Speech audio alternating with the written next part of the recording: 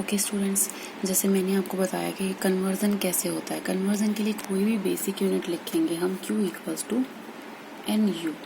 ठीक है, ये हमारी बेसिक यूनिट को लिखने का तरीका होता है किसी भी क्वांटिटी को। ये क्वांटिटी हो गई, ये हमारी न्यूमेरिकल वैल्यू हो गई और ये इसकी यूनिट हो गई। किसी भी क्वांटिटी को लिखने का वे होता है ये, कोई न्यूमेरिकल वैल्यू और उसकी यूनिट हम लिखते हैं। ठीक है, तो मैंने मान लिया कि एक यूनिट हमारी U1 हो गई, दूसरी यूनिट हमारी क्या हो गई U2। ठीक है, तो मैंने इसके अकॉर्डिंग आपको बताया कि N1 दो फॉर्मूले मैंने बताए कि एक तो N1 U1 क्वांटिटी हो गई, सेम क्वांटिटी हमने ली है दूसरी फॉर्म में, ये एक सेकंड सिस्टम में हो गई, ये हो गई हमारी फर्स्ट सिस्टम में, ये वाली यूनिट। ठीक है, N1 U1 हमने फर्स्ट सिस्टम में लिख दिया, N2 U2 हमने सेकंड सिस्टम में लिख दिया। ठीक है, तो अब यूनिट्स को रिप्रेजेंट करने का वे क्या होता है, जैसे मैंने आपको कल बताया था यूनिट्स किस में रिप्रेजेंट की जाती है, डायमेंशनल फॉर्मूलाज में। तो फर्स्ट यूनिट को हमने लिख लिया M1 L1 T1, इनकी पावर भी कुछ होती है, M1 की पावर कुछ आती है तो 0 आती है, 1 2 3 4 एक्सेट्रा।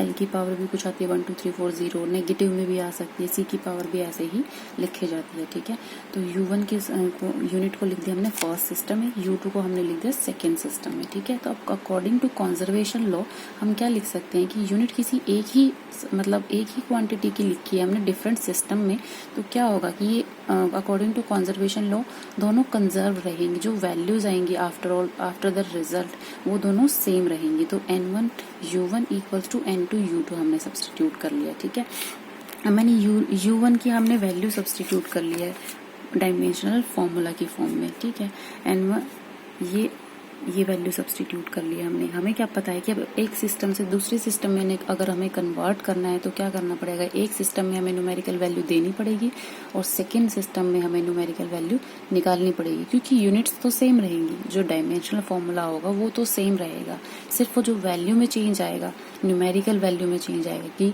1 न्यूटन कितने डाइन के इक्वल होती है, तो वो सिर्फ हमें आंसर कैलकुलेट करना है। तो हमारा फॉर्मूला N1 U1 के अकॉर्डिंग हम लोग सब्सटीट्यूट करते हुए चले जाएंगे। N1 U1 equals to N2 U2, इसके बिहाफ पे हमने निकाला N2 equals to N1 U1 divided by U2। ठीक है, अब हमें क्या करना है कि N1 हमें ऑलरेडी पता है न्यूटन की फॉर्म में, तो N2 निकालना है हमने, तो न्यूटन हमने ले रखा है 1, तो हम 1 सब्सटीट्यूट करेंगे यहाँ पर। ठीक है, जैसे मैंने एग्जाम्पल में बताया, ये तो एक फॉर्मेट है, जर्नल फॉर्म है हर एक यूनिट को कन्वर्स करने की। ठीक है, तो ये वाली हमें हर एक यूनिट को कन्वर्स करने का जनरल फॉर्मूला हमारे पास आ गया है। अब जैसे एग्जाम्पल लिया मैंने 1 न्यूटन को, ये SI यूनिट है, SI यूनिट है, इसको सीजीएस में कन्वर्ट करेंगे तो ये कितने डाइन्स के इक्वल आएगा, 1 न्यूटन कितने डाइन्स के इक्वल आएगा। सेम हमें क्या करना है, स्टार्ट करना है कोई भी, जैसे न्यूटन किसकी यूनिट है, फोर्स की यूनिट, हमें ये खुद पता होना चाहिए कि किस चीज़ की यूनिट है।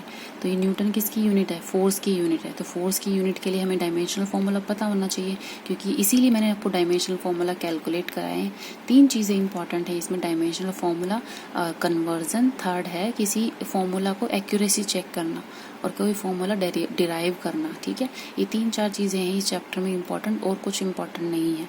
ठीक है, तो जैसे फोर्स का डायमेंशनल फॉर्मूला हमें पता होना चाहिए, तभी हम कन्वर्ट कर पाएंगे एक सिस्टम से दूसरे सिस्टम की यूनिट्स को। ठीक है, तो फोर्स का मैंने डायमेंशनल फॉर्मूला ले लिया MLT-2।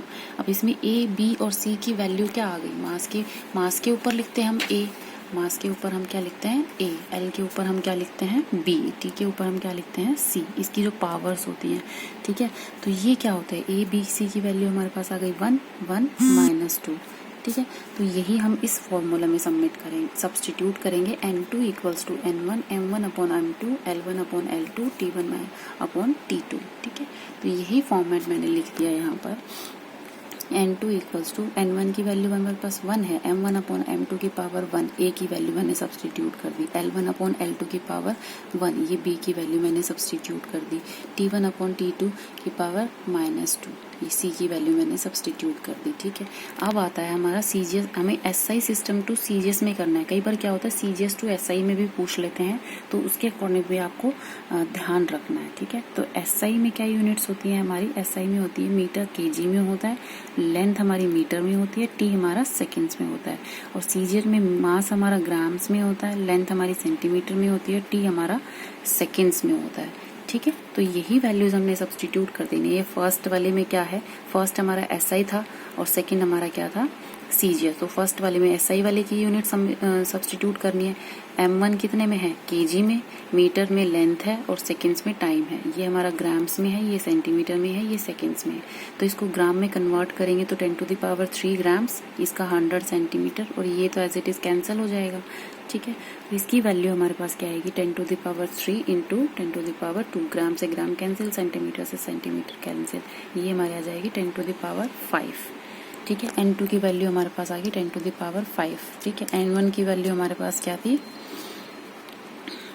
1 न्यूटन। ठीक, तो 1 न्यूटन इक्वल्स टू हमारा कितना हो जाएगा, 10⁵ टाइम। Got it students. अब नेक्स्ट आपने एक एग्जाम्पल करना है, वो एग्जाम्पल मैं होमवर्क में दे दूंगी। ठीक है, इसके बाद है हमारा एक्यूरेसी चेक करना, किसी भी फॉर्मूले की एक्यूरेसी चेक करना कि ये फॉर्मूला ठीक है या नहीं, और ये किस प्रिंसिपल पर डिपेंड करेगा, ये डिपेंड करता है principle of homogeneity of dimensions. मतलब जो होमोजेनिटी मतलब डायमेंशन दोनों साइड में सेम रहेंगी, ये लेफ्ट साइड में भी और राइट साइड में भी। ये हम नेक्स्ट लेक्चर में पढ़ेंगे।